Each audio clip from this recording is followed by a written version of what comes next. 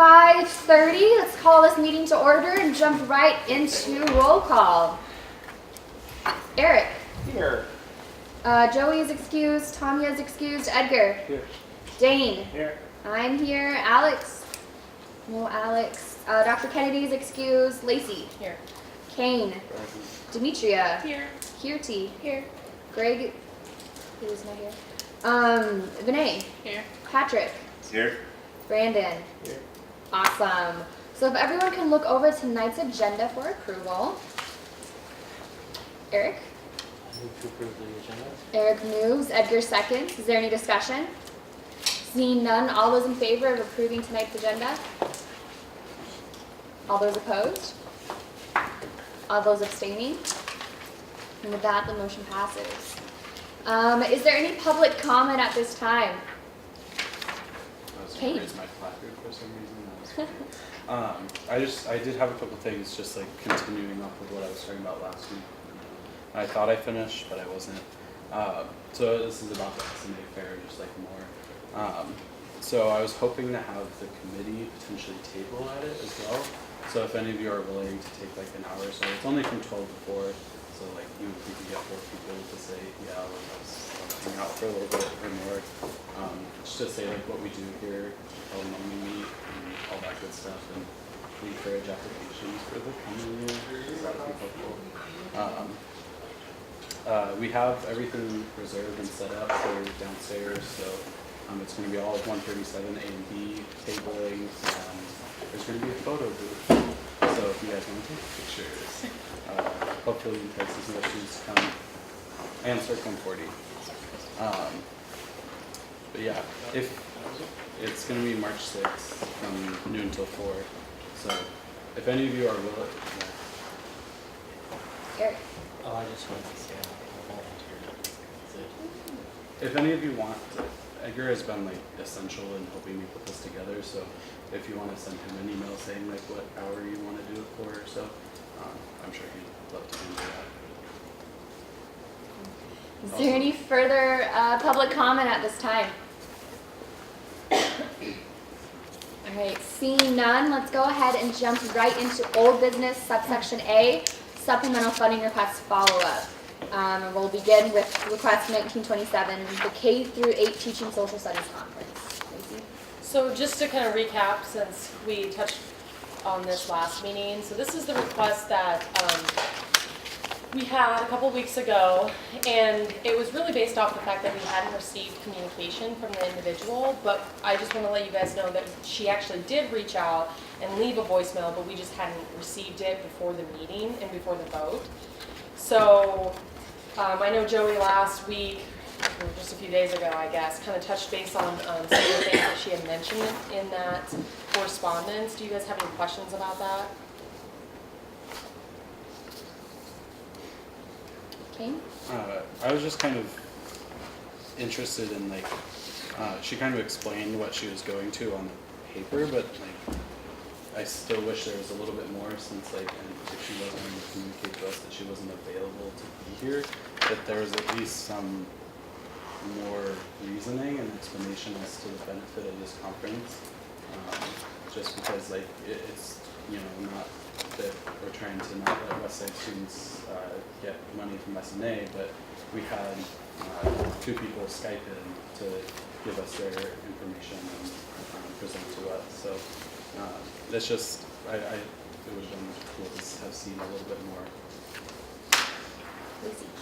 And just to comment, so this individual actually has class during the same times that we have our meetings. So is there another form that you guys might have an idea of that, you know, with these questions that you're having, is there anything that we could maybe do that would help this individual? She did ask if there was other times we would meet, so it could be more conducive of her schedule because she does have night classes.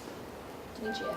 Not necessarily for this specific case, but I think it would be helpful to have on, I know the funding packets for multiple things now, but something that states if you're unable to meet the meeting, maybe include more information within the packet. Just because this one wasn't filled out, it was filled out to meet the questions, but if there was more, that would have definitely been helpful, especially since she couldn't meet here.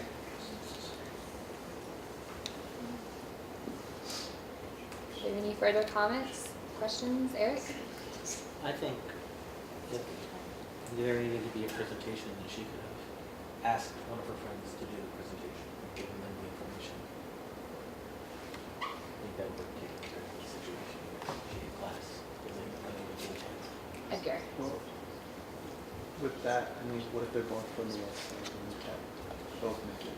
You know, who really wants to drive an hour and a half to, I mean, and then to go along with that, I mean, they could have just written a paper or something, explain more, or send us a PowerPoint and we could go through it. Eric? Just like those other two did the video conferencing in, and one of her friends could have done the same thing. I'm saying if someone was available during that time, they could have conferenced in and talked to us for that person. That's all I was talking about. Casey? I think it's important to look at this situation and see if there's a way we can accommodate individuals that are not able to meet our meeting times. As Joey mentioned last week, we don't actually require a presentation. Obviously, it's helpful, as you guys have noticed this year. But I think if we could maybe brainstorm some ideas, that would be, if we can't have a presentation or a phone call or Skype, is there another form or maybe it's just sending a PowerPoint or something like that, so that they could have an opportunity to request the same funds even if their schedules don't allow it to meet this. Dane? Well, like our previous meetings, they're all recorded, right? And all our presentations that people have presented are recorded. Maybe we could have them refer to that and they could record themselves doing a similar presentation based on their own, whatever they're doing, their own topic, whatever. And we could, if we wanted to follow up, we could ask questions through email. That could be quickly responded to. Brandon? Yeah, I would say Dane's idea, I support it. Kind of with the S&A, there is kind of a culture that we kind of need to keep. Because we're just going off her packet, she was kind of not taking it seriously. I feel like, when she's just like, why couldn't you support this? She's like, I pay tuition. It's like, yeah, we all kind of do. Yeah. So, I mean, I think like, if you're going to come to this board, you need to take it a little bit more seriously. It's a little different. And so, I think you need to present a little bit of this. So, if you're to record, and then send it in, it'd be a good substitution. Eric?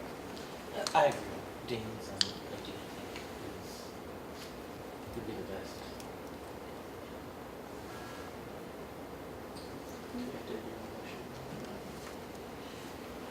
All right, seeing no further comment, let's jump into subsection B, supplemental funding requests voting. We'll start with request 1929 and 1930, the ACLP conference for the Child Life Clubs, in the amount of $13,476.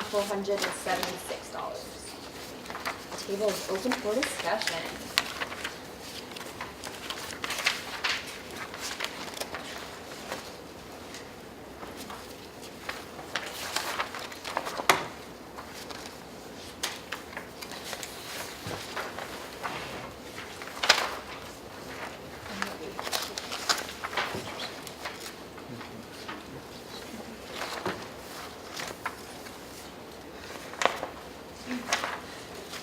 Alex? Just a question, do we figure out how the money was gonna be split, because of the two group thing? That's a very good question. I know we're going to look at it by student, so even though they're requesting by two different clubs, we're really looking at the whole packet as one Okay. for S&A.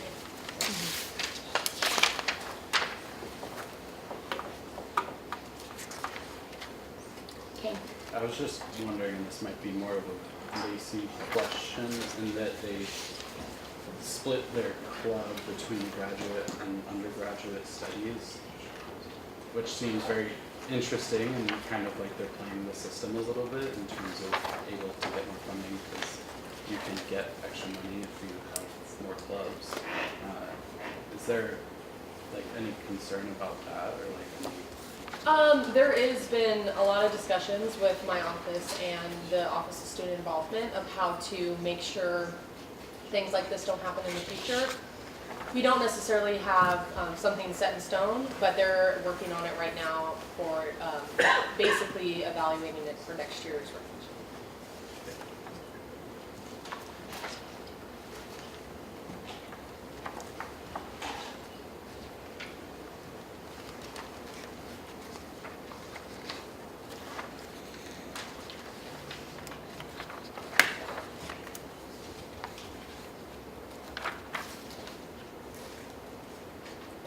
Brandon. It's kind of like how I feel right now. I don't believe that like Child Life and Undergrad really come to us that much. We haven't really allotted them a lot of money yet, and kind of this opportunity that we could possibly grant them with this funding would be incredibly beneficial to them in their development, personally and professionally. And so with that said, and trying to keep like a good fiscal mindset, I move to approve the full amount. 13 for 7, 6, 10. So Brandon moves. Alex seconds. Is there any discussion? Seeing none, all those in favor of approving in the full amount? All those opposed? All those abstaining? Is that what you got? Yeah. So it passes. Yeah. All right, so let's go ahead and go into what? Was it 4-4? Oh, It was that's 4-4. right. That means I have to do it. Oh, boy.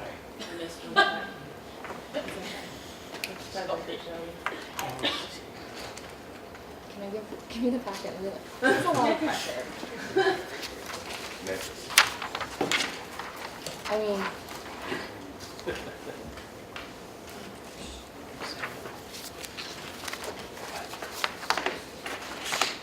I'll go with 2 years. To approve? Yeah.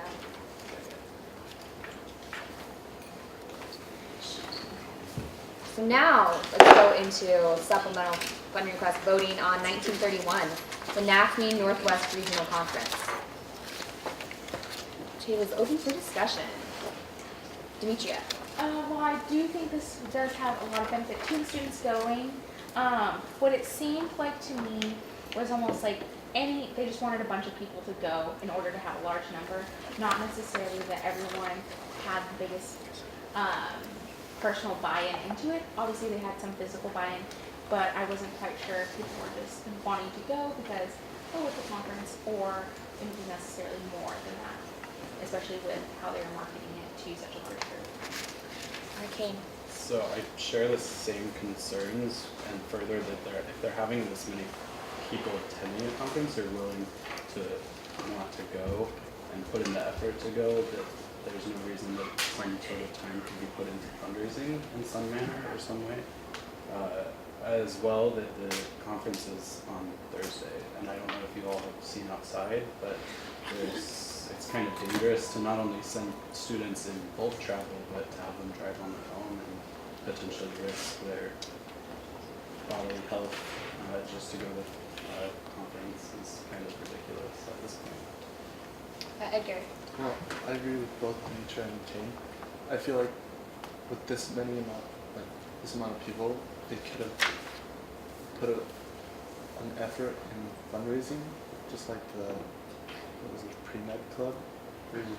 They were doing the hot cocoa, and they were out there in the cold for a couple hours, and there's no way that all 77 of them were busy all the time. So they could put a Eric. Playing the devil's advocate here, I just want to remind everyone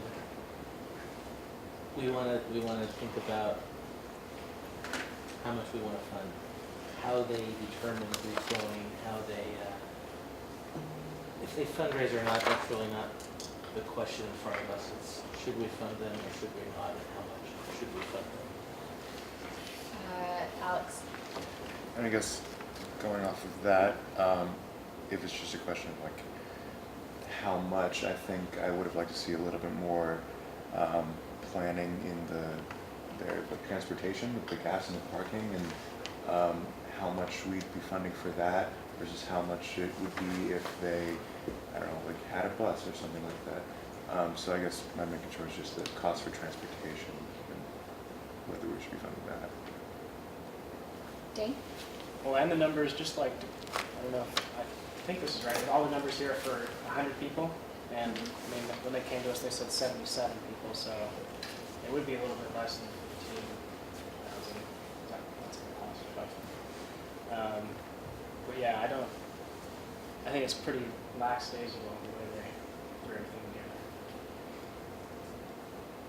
Eric?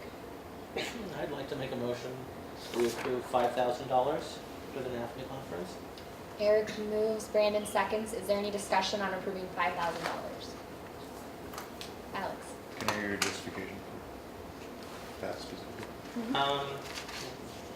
Going on what everyone was saying, and honestly, personally, with being the devil's advocate, I think not having any constraints on who can go and who can't, when we are reducing funds for such organizations as the marketing club, and they have had to limit who's going to there, as an anecdotal information, then so the same should be for other clubs, since we are getting to a point where we are spending almost all of our budget in winter quarter and fall quarter.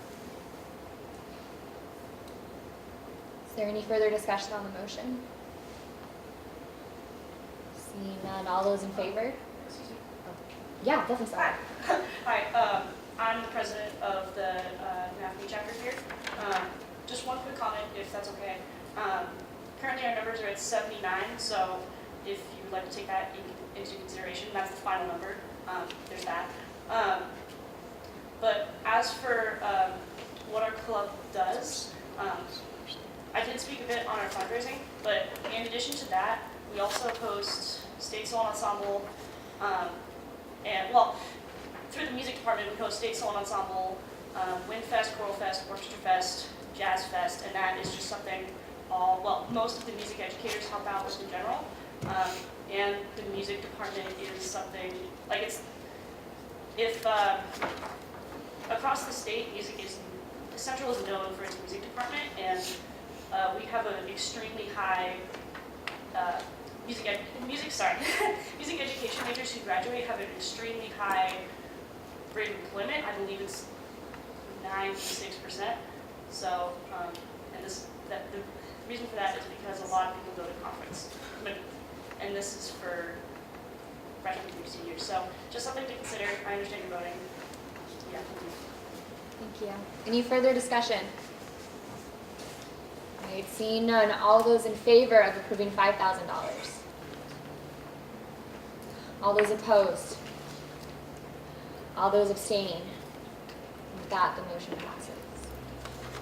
All right, so let's go ahead and jump right into new business, supplemental funding request presentations.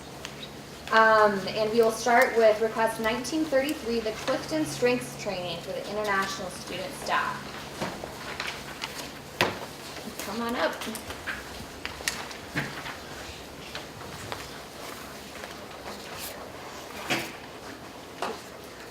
Thank you. 10 minutes to present and 10 minutes. Cool. All right, my name is Anna Miller. I'm a program coordinator in the Office of International Studies and Programs. I'm Mark Worden, the Student Services Coordinator for AUAP in the same Office of International Studies and Programs. So today we are here to request funding for access codes to give our 11 student staff the ability to take an assessment called Clifton Strengths. It's a training module for professionals at any level, but I think it would be particularly helpful for our student staff and benefit all CWU students. So, just to give you guys a little context on where we're coming from, we said we're from the Office of International Studies and Programs, a very long name. Our student staff are from 2 departments within our office. Me personally and my students are from the International Student and Scholar Services. And our student staff is from AUAP, the AG University America program. So altogether, ISSS has about 257 international students that it services primarily. These are degree-seeking students from over 50 different countries. They're matriculated just like any other degree-seeking student here at Central.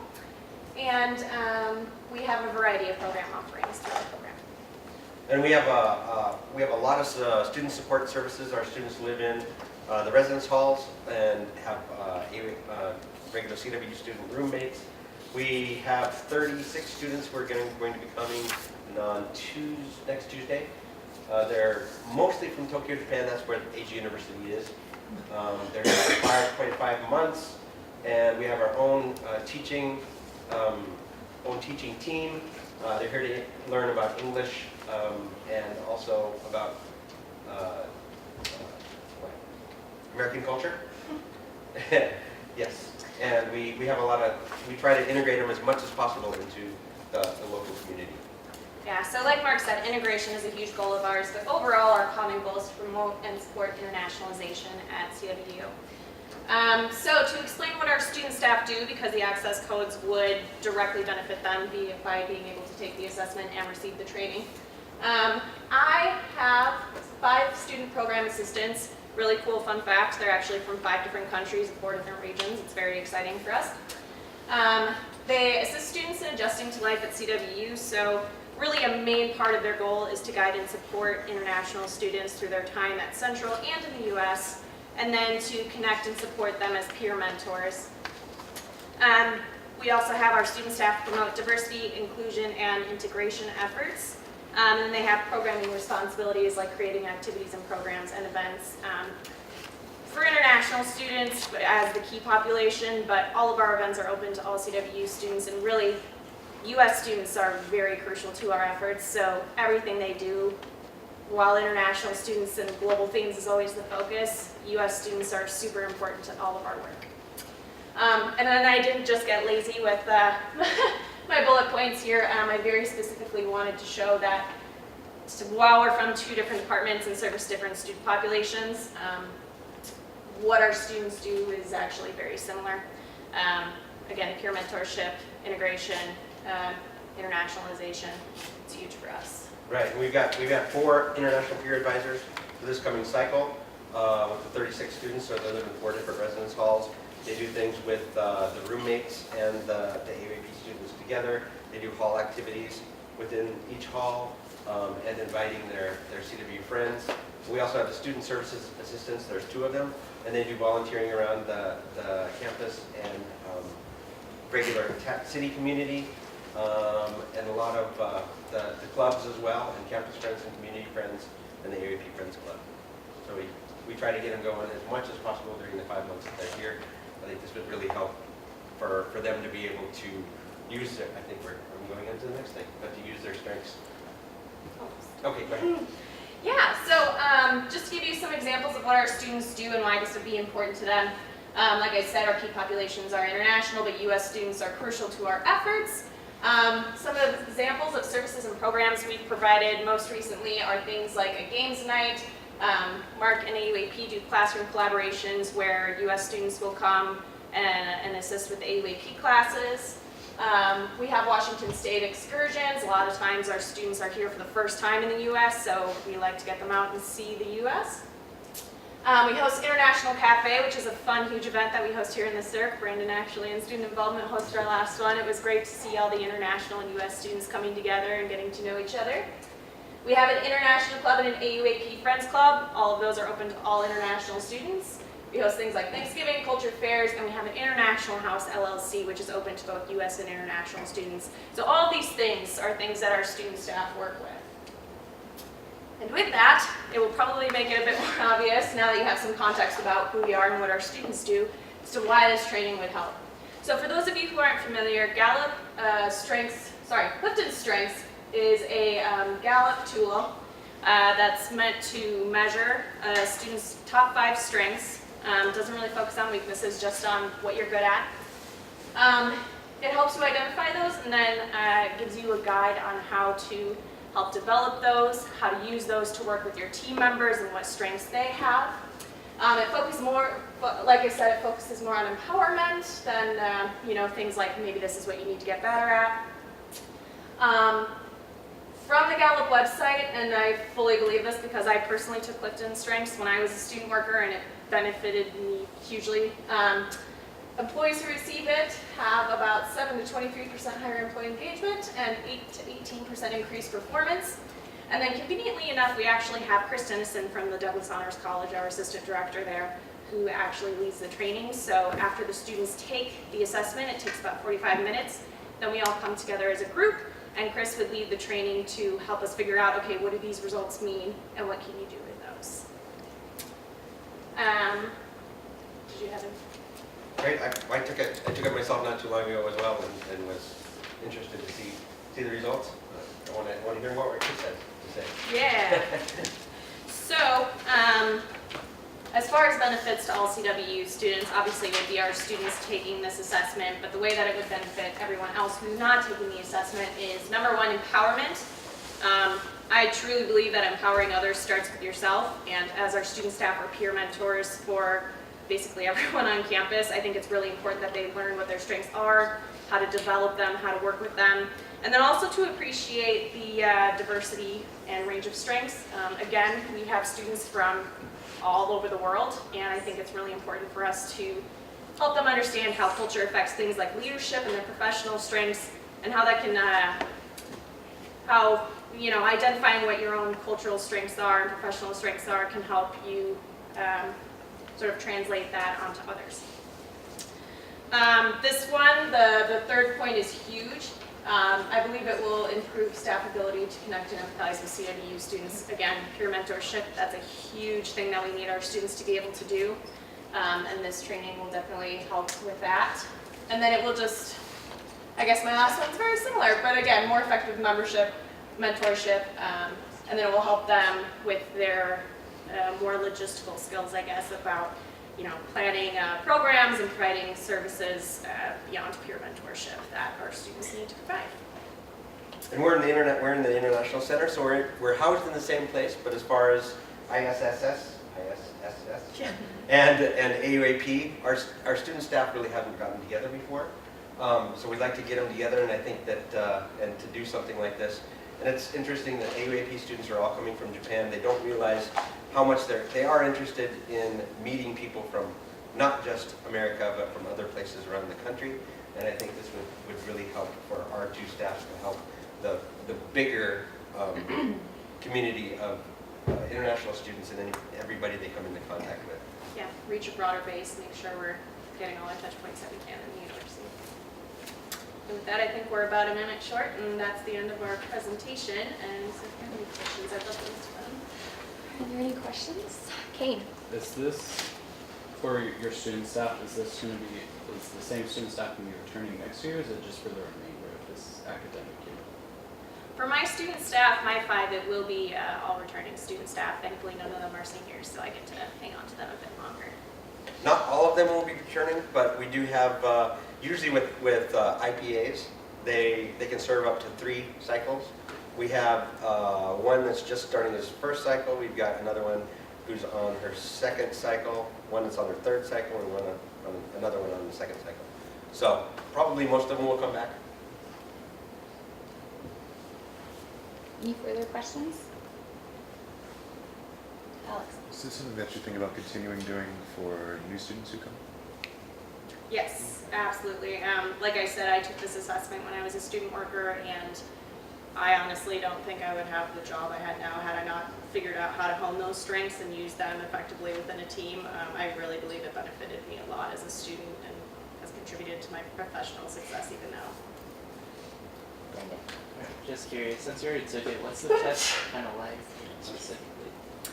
It's, I almost don't like using this example because I don't feel like it's quite as strong, but have you ever taken those, like the 16 personalities, or it's an assessment similar to that where it will ask you questions about what you would do in certain scenarios, but the questions are more professionally based. It's not like, how happy would you be if John did that? It's more about situations you would actually encounter in the workplace and how you deal with that, everything from customer service to working with coworkers. And then at the end of about 45 minutes of these questions, it will give you your top 5 strengths, explain what they are, and then the training that Chris would lead is where you bring it all together with your coworkers to figure out, okay, how do we make this work and how do we capitalize on what Mark's strengths are and what my strengths are. Is this similar to the Strengths Finder that Career Services offers? It used to be, this used to be called Strengths Finder, Clifton Strengths Finder. I'm not sure. I'm not familiar with the career services of Strengths Finder, or if it's. Because I think students can just go in there and take it. Really? Okay. Good to Yeah. know. Kane, then Demetria. So it's not the same thing. Oh, it's not the same thing. Oh, Okay. Housing uses the same software and takes the same tests every year. It's completely different from that one, a lot more in depth, and we have, like Kristen and like they said, is a certified presenter on it, and they go way into strengths. I think they go into the top 34 or something like that. That's only if you're a trainer. That's it, oh, okay. But for the students at least, they'll get like an in-depth understanding of what their strengths are. Okay, a couple questions. Is the amount that you're asking for just for like the online piece, or are we actually paying for the presentation that's done by the trainer? Right, good question. No, it's just for the online piece. It's the access codes are $11.99 at a discounted rate for CWU students. So $11.99 times our 11 students. And next question, did you ask for any of this funding from any other sources, like a department or anything like that, or is this the first place that you've asked for it? No, this was the one that we thought would be the most, would make the most sense to request the funding from. Yeah. Any further questions? Eric? So as used as a staff development tool, this would not be something that would be coming out of the Office of International Studies budget? No, unfortunately, ours are so restricted at the moment that when we were coming up with this idea and we're trying to find a way to pay for it, this was really our best option. I have very limited funding to even pay my students at a minimum amount of hours, and AUAP is so highly structured because it's a partnership with the university in Japan that we really have very little wiggle room in there. Any further questions? Seeing none, we'll be voting on this next week. Thank you. Thank you. So next up, we will hear supplemental funding request 1934, the 2019 Oregon Short Film Festival for Wildcat Films.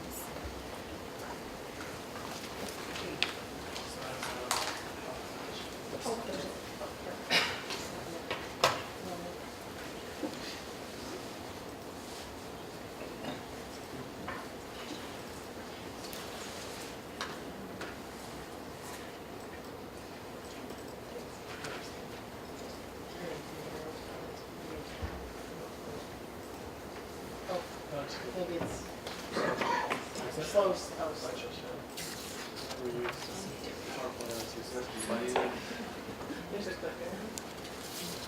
So we are three film students, and we are part of the Wildcat Films student production company, which does all sorts of things on campus, such as record the S&A videos. So we have, between the three of us, gotten 2 of our short films that we filmed last quarter selected for awards in the Oregon Short Film Festival. Shay and I made a video that we will show you in just a minute that was nominated for Best Drama, and Shay and Carl made a video that was nominated for Best Experimental Film. So Night Night, the one that's for experimental, and 4 minutes for Best Drama. And if you'd like, I would like to show you 4 minutes right now so you can sort of see the quality of the things we're doing, because one of the things I want to emphasize is this is not a student festival. This is a festival for professionals who are competing as professionals, not as students.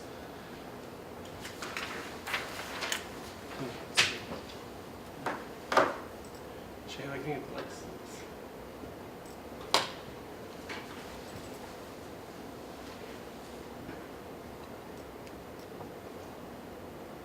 So this is the one that was nominated for Best Drama, competing with 5 other films among 175 films. Text me when you get home. Oh, night. Night.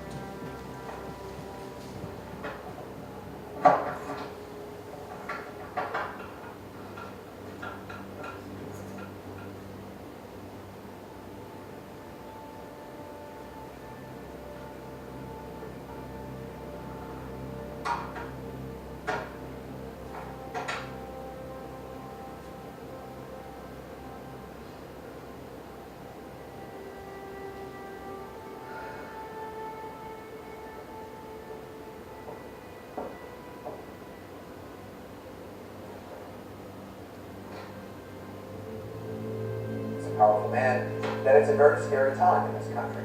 A scary time, he says, for men. I say that it's a very scary time for young men in America. This is a very difficult time.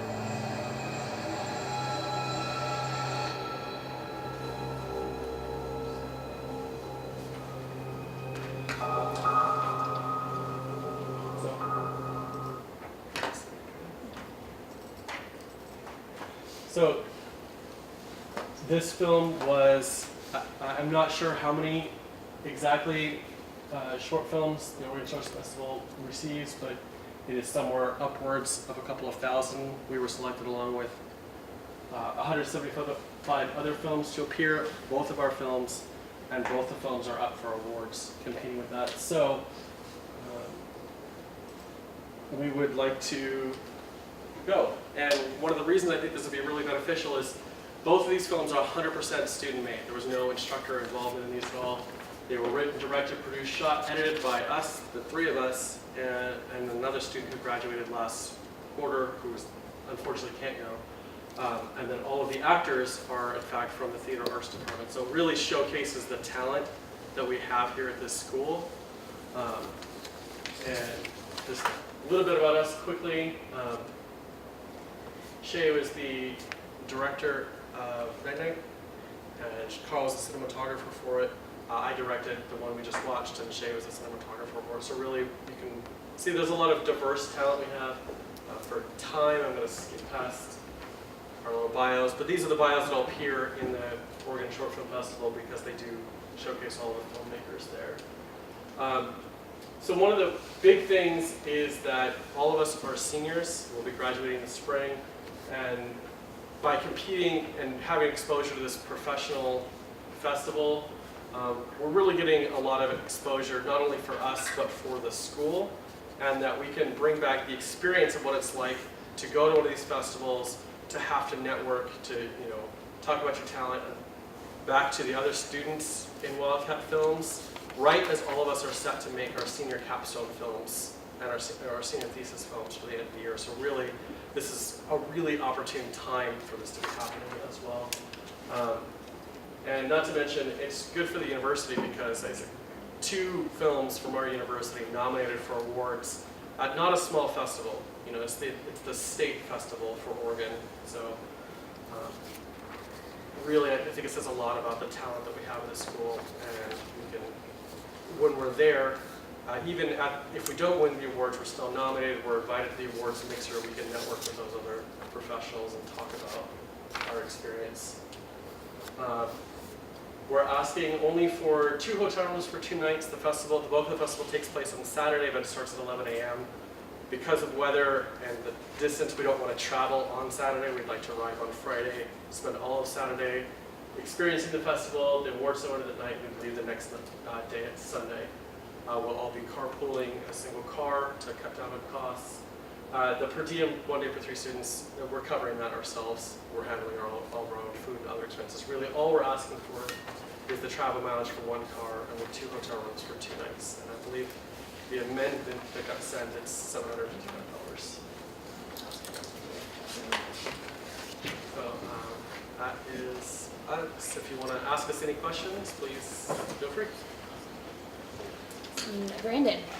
How long did it take you guys to make the 2 films? So 4 minutes was conceived over about 2 different meetings. It took about 2 hours each, I think, to write it. Ellie, the student who graduated, the writing and produced it. And then we spent another night blocking it out for about an hour and a half, and then another 2 hours to shoot it. As you may have noticed, it's what's called a 1 take. So it's all shot as one continuous shot, which really adds the tension. So it took a lot of Shay and I really just getting the camera movements down and working with the actors. So, but probably a total of 10-ish hours for that project between 3 filmmaking students and 5 theater arts actors. So. And Night Night took about 3 weeks just for set design and getting about 15 actors all together just to get our specific scenes done properly. So about, I'd say, half a week to edit. And they were both turned in for our advanced cinematography class. So they were projects that we saw opportunities to really showcase what we've learned here at Central. And 4 minutes was highly touted by our professors as one of the best one takes that they'd ever seen, as well as Night Night, which is not a one take, but it is our Professor Patrick, who's in the business, very active. He's filming a feature, prepping it as we speak. It was really with their sort of encouragement that we said, you know what, these are good enough, we're going to take a shot with these. So we paid for all the festival entry fees ourselves. It usually costs $25 per festival, and both of these got sent out to multiple festivals, and we just got lucky they both got accepted to the same one and nominated as well. So. Yeah, and we're waiting to hear back from the other festivals. We've got about 4 other to hear from, so Yeah. in the next coming months. So hopefully these films will have more opportunities to get showcased and showcase like in the talent that we have here. King. Just out of like, is there anywhere that students can see these films that like? just So when you submit to a festival, especially when you're submitting to a festival, almost all of them have a clause that they want to be the first ones to show it. They don't want to be publicly available until they've had a chance, because they want to sell tickets to these things. So after they complete the festival run, then we'll be giving them to Wildcat Film so they can use them to show not only other students, but they'll be available for future students to use. We also hold the end of the year showcase. Yeah, and then at the end of the year showcase as well, that's publicly open to the entire campus, and we also invite members of the Owensboro community too. So Yeah, these will both be shooting. That'll be in McConnell at the end of the year. And we do have the endorsements of our Wildcat Films president back there. I don't know too much about film majors, but this is kind of like your shot in the industry, Yeah. right? Yeah, This if is this, just being nominated for this is something that all of us will include on our reels when we go ask for jobs. And if they win awards, that's even bigger for all of us. So this is a really huge opportunity for us. And really the only way to make it in the business is to network. Yeah. So any opportunity to network is a huge one. As soon as I found out we were nominated, or got accepted and nominated, I did research and found articles and blogs written by people who have gone, and they said it's one of their, for first-time filmmakers, they said that it was one of the largest steps that they made in their career, to be able to go to the awards mixer and meet with everybody who was nominated. They got multiple connections and had jobs months later because of it. Any further questions? One thing I would like to point out, we are sort of on a ticking clock. The festival is not this weekend, but the weekend after, so just bearing that in mind. If there's no further questions, we'll be voting on this next week. This coming Wednesday? This Wednesday. Okay, I was just, because this is the, Yeah. so, right, cool. So we have in 2 days. In 2 days, okay. That was so used to saying that. Oh, yeah. Thank you. Thank you. I just wanted to know. All right, so now we'll jump on into a presentation for Supplemental Funding Request 1935, the MECHA National Conference.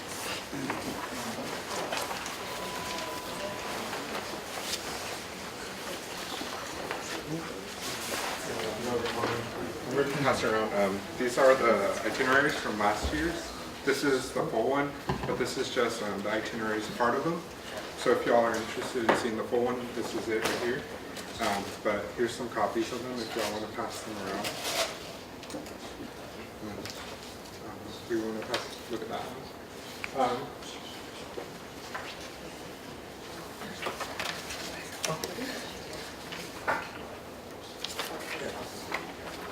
Hello everyone. I'll on this side. My name is Jake Robles. I'm a MECHA member. My pronouns are he, him, his. I'm also part of the ESC Executive Board, and yeah. I'm Stephanie, pronouns she, her, hers. I'm the ESC rep for MECHA. I'm Rosie Cardenas. My pronouns are she or hers, and I also work for the Diversity at Research Campus. I've been a member since my freshman year. a little context about this picture. This was taken at the last year's national conference, which was held in Salt Lake City, Utah.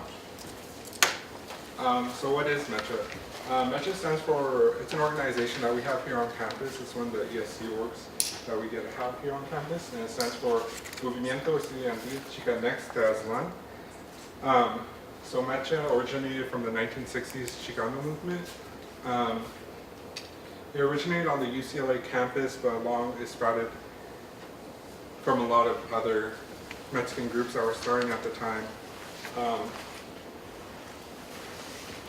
The group's original mission was to promote education of the culture, but along with providing activism and a source of activism for these students. So on campus, we're really known throughout at least the minority groups on campus. Last year we did our famous banner drop when the Clean Dream Act was in process, and we were trying to make sure that Congress and governors were really instilled support for dreamers. And as well as we've done annual Rasa Grads where we celebrate all our Latinx graduates that become alumni from Central Washington University, along with all our sister campuses too. And then we always participate in New Central, allowing all the kiddos to come, and we interact with them as well. And then we do our famous Day of the Dead Fresas con Crema sale. So that's basically fresh strawberries with our sweetened sour cream handmade that we try to sell and make profit for fundraising for our organization. As well as we've done immigration exhibits and just workshops and resources for all our dreamers and immigrant students on campus. We do big old dances to promote our organization, bring us together, invite all the other ESE orgs, and just fundraise for our own sakes of conferences and all that good stuff that we do. And then along with that, we also go to AP regional retreats. So usually that's with our other universities here in the Pacific Northwest, like Wazoo, UW, Seattle U, and et cetera, and this year we've done our candy sales to just fundraise money for our organization, and also do a finals blowout dance that we promoted last quarter in order to fundraise for ourselves. All right. So off campus, a lot of our matrices are involved with a lot of different organizations, as well as a lot of community work that's done across communities. So we have a lot of MECHA members that volunteer. We got a group of us to go to the Cesar Chavez Day signing in Yakima, which is where this picture is from. And this is Cesar Chavez's grandson. So we got to meet him, and Governor, I forgot the governor's name, Jay Inslee was there too, and we had MECHA members get to meet him as well. Another thing we are a part of, our MECHA members are a part of, are United We Dream. So we had multiple MECHA members go to Washington, D.C. and protest for the Clean Dream Act. And they also attended the United We Dream Congress conference. It happens every 4 years, I believe, but it was in Florida. And so they actually got to go to Florida and canvass in Florida and just attend a lot of workshops. And they've actually provided a lot of help for our undocumented students here on campus because a lot of that isn't done with Crow staff. So they're at the forefront, and we definitely talk about more of that if y'all have questions. But yeah, they are definitely putting in the work outside of this community. Okay, so MECHA is an organization, but it's kind of hard to understand what we throw out Alto Pacifico and like all these other sayings. So this is a map of MECHA. So we are part of the green group up here. So chapters, each university and each community college are a chapter, and the regions are made up, are the different colored sections. So we are part of the green section, which is the Alto Pacifico region, which basically means Pacific Northwest, kind of. So along with us, we also have Boise State University, UW, Western, Green River. Evergreen. Basically all the universities and community colleges that you can think of in Washington, along with Boise, Idaho, are part of our region. So when we say we meet every month with Alto Pacifico, that means we all get together once a month and we meet and we plan what we want to do.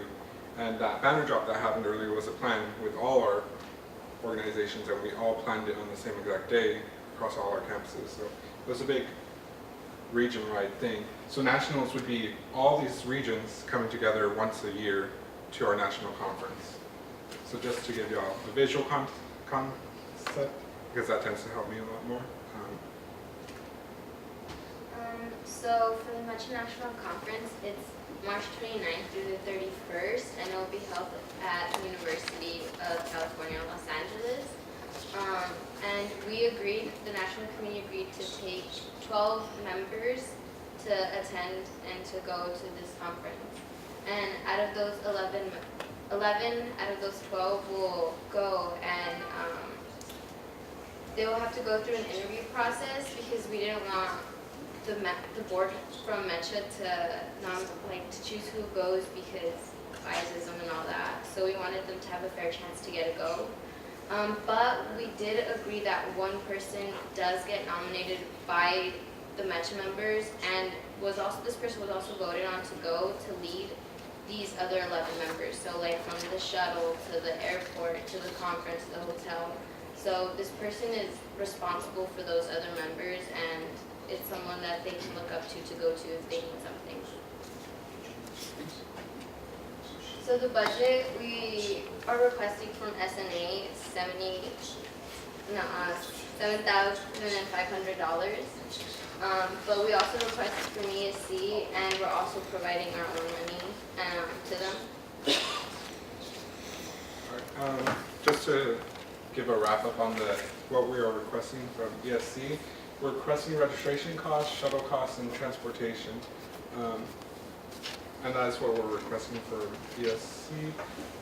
We went more in depth when we presented to ESC about each of these budgets, but if y'all have questions along the way, we can go more in depth on this budget. But we mainly want to focus on the budget for S&A. So we're requesting for S&A to cover flights and hotels.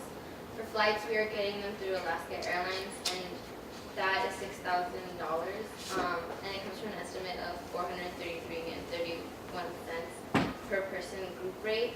And we got this number in January, so numbers could change, but that's what we're requesting. And then hotels, we're looking at the H Hotel Los Angeles, and it's approximately $191 per room, and we are going to have 3 rooms for 2 nights, and the total of that is $1,500. So in total, we're requesting $7,500. So along with ESC and just requesting from y'all as well, Metro, like as mentioned before, we're really fundraised for our own sake, and so this year we're fortunate enough to be able to provide a little bit of support with food costs, because UCLA is UCLA in Los Angeles, so we would assume everybody's going through their own struggle, and we just wanted to support our fellow members, to support them with some money costs. I mean, we can't afford to give them as much, but some is better than none, and we're providing like $300, $25 for each person. Right. This picture is also taken from the conference last year. This was the demonstration. We do a demonstration every year, and this was last year's demonstration. We did a protest walking to this church, because churches are sanctuaries, so there's an undocumented woman there. So sanctuaries means ICE can't come. So we went and promoted like breaking down the barriers of borders and educating, and yeah, so that was direct action this year, and there's also going to be a direct action in LA this year. You're at time. Okay. So is there a motion to continue the prep? Eric moves. How long? I believe there's only 3 slides. 3 slides. So okay, 5 more minutes. Brandon seconds. Is there any discussion? All those in favor of going 5 more minutes? All those opposed? All those abstaining? With that, you have 5 more minutes. Thank you. So what happened to wrap up last year's national conference? So we had workshops to discuss Aslan, which is part of our name, and to discuss where that and what that means for us, for Indigenous people. As a lot of our background comes from Indigenous people. We did have a night of culture where we all shared part of our culture with each other at the conference.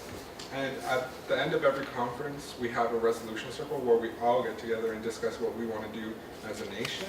So we discussed, so a lot of our papers are from, like our documentation is from the 60s, so a lot of it is like very not gender inclusive and it's very patriarchal. So our region will be having a separate conference this week, I believe, in Seattle to go over these papers, and that was something that we discussed nationally. And we also shared and discussed what we can do for our undocumented community as an organization and what that means to support them.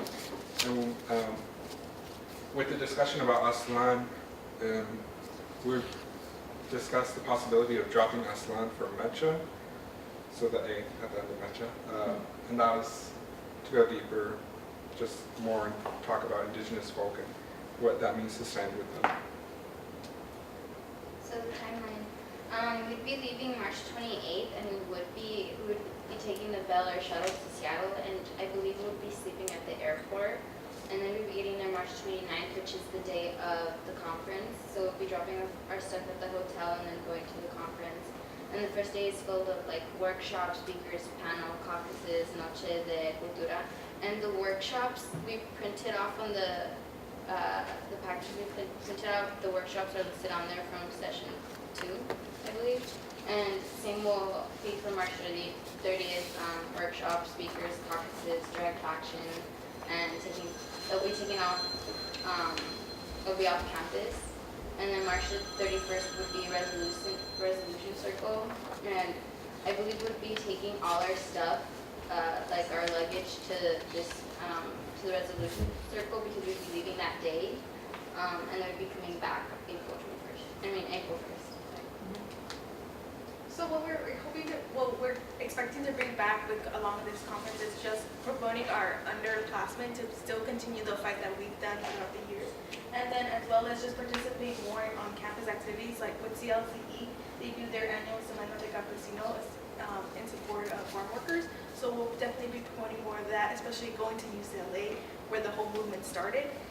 I see big pictures in us coming back and using all that knowledge from the roots to now. And then just being more inclusive with our workshops, since we are in progress of doing an encuentro, so that's kind of like a workshop for non-binary folks and just educating all of us in Mecha and the university. And then just being able to just collaborate more and just kind of really identify our love, our roots and culture, and just enhance that even more now here on campus. Thank you. Any questions? Eric. Are the 12 identified students that are going from 8 to afford the remaining amount of money that they'll need for food? We do always tell them there may be some costs that each individual would, for any extra spending they might do, but that's why we try to do as much as we can to cover all extra costs, and that's why this year we promoted that we pull out money from our funds to give them a little more support with funds. So we did finals blowout, and that was partially a fundraiser for nationals, and UCLA will be providing food, but I believe there is like a day that there won't, so that's why we decided to give 300 and each of them split it to 25, and they'd get whatever they want to get. They could have that. Again? So I have like 2 questions. So did you guys go to, because you guys are a club, right? We're boards. Can I still go to club Senate? No? Alright, never mind. So then for the 11 to 12 students, well, the 12 students, is that including the board, or is? If the board wants to attend, they also have to go through the interview process because the people that would be interviewing would be our advisors. But I also wanted to put in the stipulation that an old member help because our advisors do know like of how much it works and like of like the morals that Mecha has, but not as well as an old member would. And this old member is Gio, who's was the last year's co-chair and also last year's president for student government. And we wanted to have him help with the process. So it would be those three.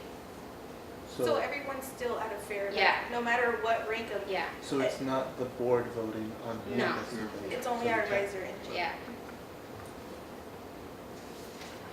Kane. You said you all were going through Alaska Airlines, and I'm not sure if Lacey has any info on this, but is there any cheaper airline? Because I know Alaska can sometimes get a little bit more expensive than like United or American. So we looked into Southwest, Delta, and Alaska, and it's very tricky because it's hard to get like an invoice or like an estimate because they usually don't want to give you an estimate unless you're going to book it right then and there. So it's kind of hard to get an estimate, but Southwest was a bit cheaper, but we did want to be able to stay the whole entire day on Sunday for the conference, so that is why we chose Alaska along with the availability of having that free luggage carry-on. Yeah. Lacey. Did ESC already vote on your funding? They're voting tomorrow. Kane? Is there any concern that flight costs have gone up since you last inquired?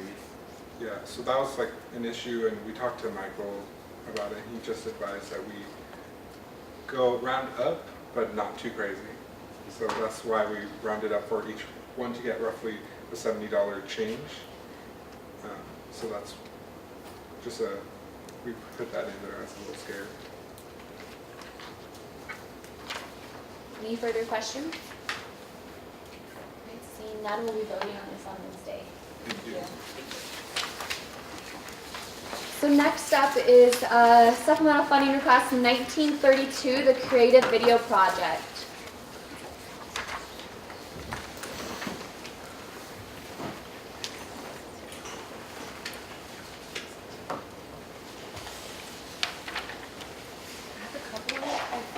Five copies of packets, just with some more, an updated budget, a little bit more. And some extra just details and stuff. If you guys want to check this out. Alright, so this is a creative video project I'm taking and putting on. It's singing with the big band. My name's Morgan Nyren. I'm a business major here at Central. I'm graduating in the spring, and I'm a business major, but I've been really involved in trying to be as involved as I can in the music department and music activities here at Central, specifically in jazz staff.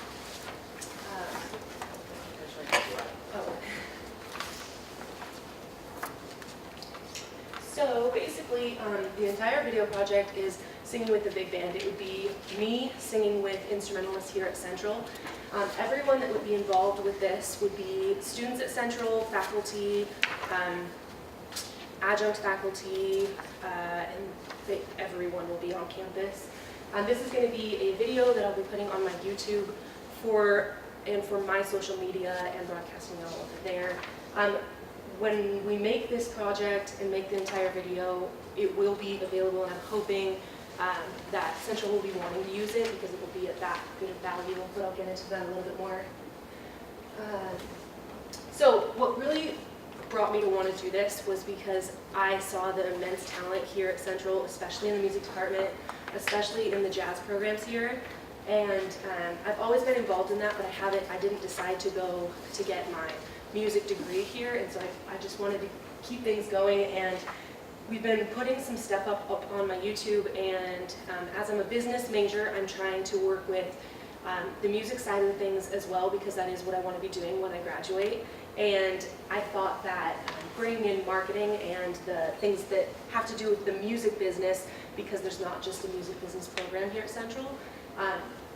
And so everyone that will be involved is student musicians, a student tech crew, student film crew, and I've already recruited basically all of the people for that already. The song that we will be doing is an original transcription arrangement. It's Nelson Riddle's Fascinating Rhythm. It's a standard jazz chart, and the The faculty member that actually is bringing this to us is Norm Wallen, and he's one of the adjunct faculty. He's the lead historian in the music department, and he's super pumped about being involved with this too. This is supposed to be bringing together the music department and the business department. And this is marketing for my existing YouTube, working with entrepreneurship, not just for me, but the people that are all involved, all the musicians and everything too.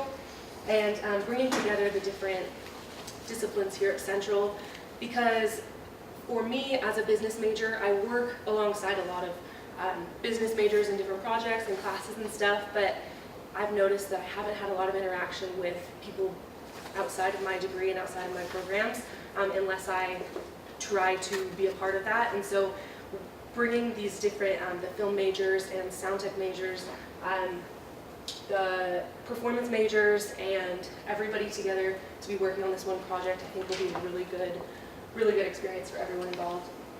The benefits of the project. So to the involved students, all of the musicians will obviously be getting the experience. I'm not treating this as a school project, but more like a work project. I'm wanting to pay all of my musicians. I was trying to aim for market value for everyone that's involved, paying everybody like it is a work project. But for the musicians, I have gone a little bit down, and I wish that I didn't have to, but I'm trying to cut costs as much as I can in the budget. And you can see that on the packets too. So this is experience for everyone, and marketing, business involvement, and event coordination for myself, as that is something that I'm really interested in getting into after I graduate. To the involved students, when we get equipment or anything that we need to get for this video, all of it will be Central's property after. So if there's any video projects that want to be done after this, or if there's music equipment that we get for it, it will all be property of Central to use for other performances or anything like that. The recording of the faculty's arrangement, the original arrangement, so he'll have a studio, a mixed and mastered studio recording of it, and he'll have a video performance of it too for himself to show off, because it is his transcription of the tune. Also, this is a possibility, we haven't completely decided on this yet, but that is a live performance, so meaning that when we are doing the shooting of this on this day, we would leave the doors open so that people could come in and kind of see the whole process of what's going on and how this whole thing is put together. The only reason we're a little bit iffy about that is because of just sound problems, if people are making a lot of commotion coming in and out, and it might just have to be a closed door thing, and maybe just have people in there from the start to the finish. And then also the final product to use and show off for everybody that's involved. It's a great resume building opportunity for everyone involved. Basically, I'm pretty sure all of the musicians that are going to be involved are performance majors, and they're going to be doing this in the real world after. And so this is a great thing to have for them for work experience, and a video that they can show off, because we're really aiming for a good final finished product with it. And to Central, right off the bat on the video, I wanted to say it's supported entirely by Central Washington University, just because it's everybody here. I'm hoping that all of the funds are going to be given just so that we can actually get this going. Bringing together everybody from multiple majors, bridging the gaps between those separate disciplines, and so that we can all interact with it, and direct world experience to Central students. And what expenses do the grants and funding cover? So I did a project like this last quarter, and it was a very, very, very small scale version of this. With this project that we're proposing, it is about 18, 19 musicians on stage, and that's just the musician part of it. For the project that we did this last quarter, it was 3 musicians on stage, and it was performing one of my originals. And it was a great experience, and it was a great learning process, because we saw the things that needed to be, when you don't have, we just did it for free, and we did it with no funding. We just kind of had some students from the film major and some sound technicians that wanted to be a part of it. And when you don't have funding involved, obviously there's less incentive to get things going. And so we saw the things that needed to be fixed, and funding will be helping a ton of that, basically all of it. And then overseeing managers, so that I'm not directing and having to coordinate every single part of this. I am recruiting my overseeing managers. So Norm Wallen is in charge of the chart composition, and the band director, Carl Hennings, which is my friend right over here, He's going to be in charge of the musician work and getting all the musicians together and organization of that. Chris Walletner is our sound technician and studio work manager, and he's going to be looking over the mixing and mastering of the recording. And Sophia Ferguson is in charge of our film work, angles, and production. We've already been in some contact about the vision of the video and all of that. And Carly Fries is in charge of our accounting, budgeting, grant payments, and funding, and all of that. And so this is going to be going towards better quality equipment and compensating everyone involved. Like I said, I really want this to be like a work project, and that I'm paying them at the market value that I believe their skills are. And payments and funding. So I already, last Wednesday, sent in my request for the Office of Undergraduate Research grant, sent in an essay for that and all of the things that they needed. The packets that I gave out are some of the information that was on that. I didn't want to print out my 12-page proposal, but that's just some of the information there. And so we're requesting for the $1,200 grant from them because it is a group project. They give $500 for individuals and $1,200 for group projects. And as this is a group project, this is going to be involving, with all of the students, probably about 25 to 30 students altogether. And then it has, like, we have four faculty members involved as well. And then I'm requesting money from the Student Academic Senate and Service and Activities, all to equal $2,830. The remaining of that is $1,430, and so that is what I am requesting. I was told by Dr. Mark Samples in the music department to first be asking for the amount that is the remainder of that, and anything else I can just go to other funds for, if need be, because we do need the money to get this going. There's just no way we can get this project done without it. Thank you for listening. Any questions? Eric. You say there's going to be 4 faculty involved. Are they? What are they? Where will they be paid out, or are they just giving their time? Yeah, basically all of them are giving their time. One of the overseeing managers, the band director, Norm Wallen, I am paying him a $50 just flat rate, and that's basically what I'm paying every single one of the managers. $50 flat rate is including using his transcription and like copyright fees that are associated with that, and just him directing the band, just fees like that. Edgar? I don't know if this is like a question for Lacey, but what's the policy on like doing like, say she does this, right, and somehow something happens and she gets compensated for it? Like, say she, you want to upload it on YouTube, right? And then there's ads, obviously. I don't know how big your channel is, but depending on how many, on how many views you get, or if you have anything, if there's a possibility that you will get compensated for it. Because I mean, you're already paying yourself $50.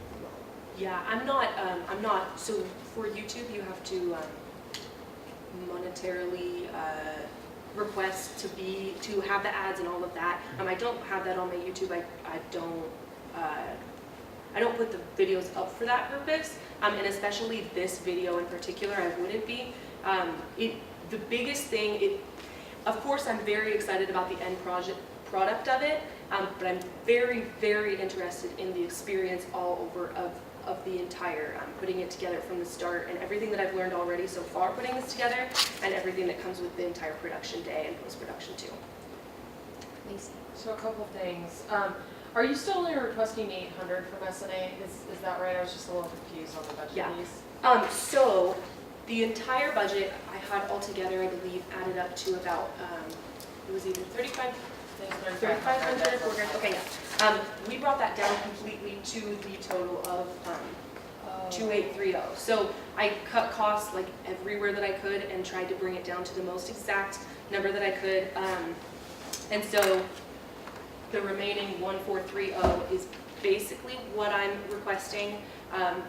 And I'm requesting that from Service and Activities, but the Senate I could be going to after, is that correct? I don't know a ton about. So, yes, and we can talk more about that too, because depending on where you are in the queue for academic senate, have you submitted? It looks like Yeah. you might have already, yes, as I'm looking at this, yes.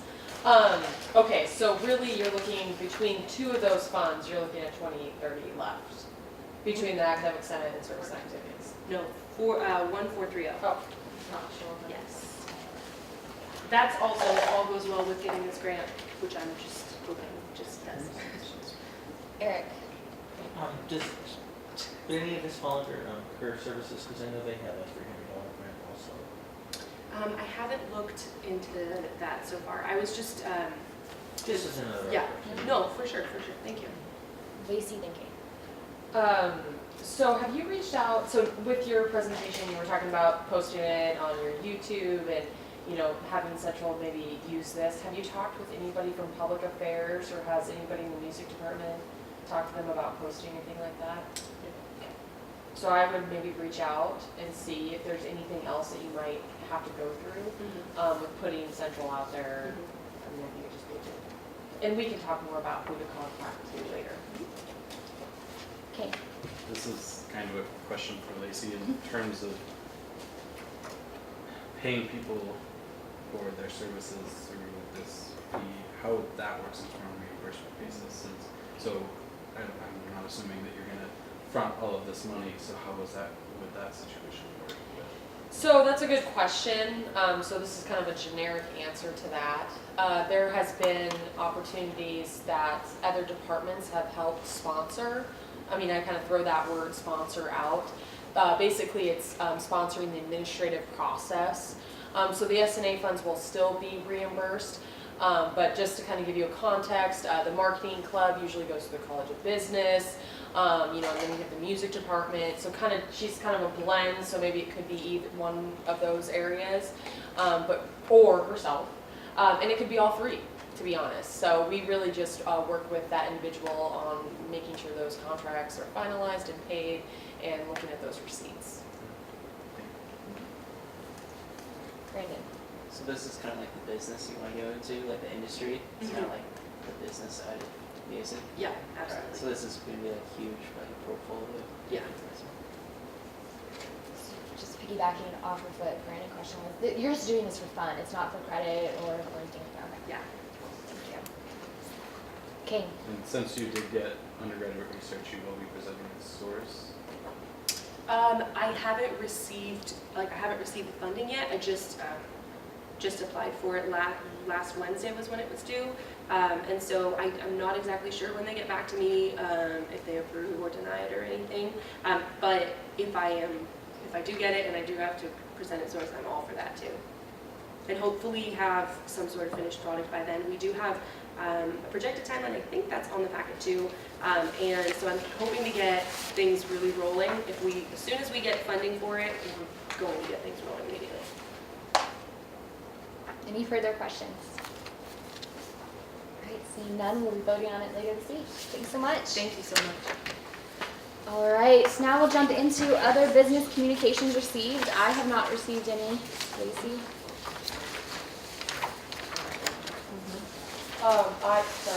You're okay. So the only update is that due to weather, Mariachi's group rescheduled their appointment with me today. So because they couldn't come into the office for some weather issues. So as soon as I do have an update, I will promise to update you guys, but I do not have anything to share at this time besides that. Thank you, Lacey. Now let's jump on into public comment second call. Is there any public comment at this time?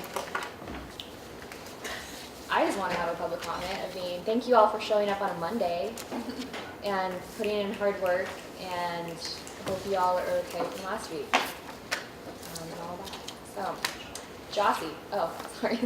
Go ahead. You should all dive into the Traditions Keeper app and knock some out so you can have a little medallion like me. Okay. Just piggyback off of the incident last week, so that all of you know, there's going to be a public forum hosted by Student Government and Public Affairs this Thursday from 5 to 6:30. all of the student government officers will be there, as well as hopefully some of the upper administration, just to kind of hopefully get some closure around that and some work through any questions or anything like that. So Thursday, 5 to 6:30 in the pit. Excellent. Thanks, Kane. Any further public comment? All right, seeing none. Is there a motion to adjourn? Kane moves, Demetria seconds. Is there any discussion? Seeing none. All those in favor? All those opposed? Any abstaining? And with that, we are adjourned at 6:53. See you on Wednesday. See you all.